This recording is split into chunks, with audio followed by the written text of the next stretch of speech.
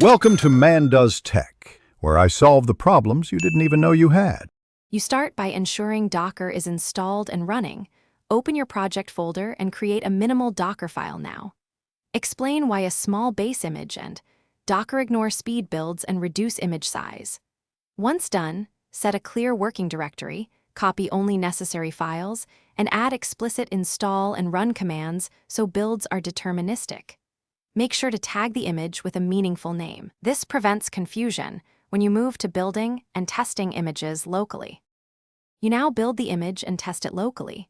Run Docker build with a concise tag so you can roll back if needed. Once built, run the container exposing ports and mounting code for live development. This lets you iterate without rebuilding each change. Explain why multi-stage builds and cache layers reduce final image size and accelerate CI runs.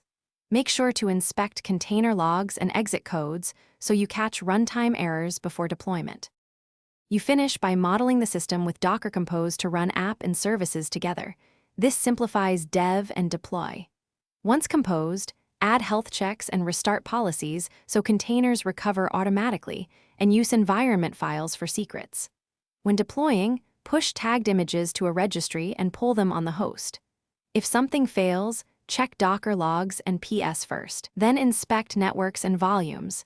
These steps reveal common issues like. Thanks for watching. If you found this helpful, don't forget to like and subscribe.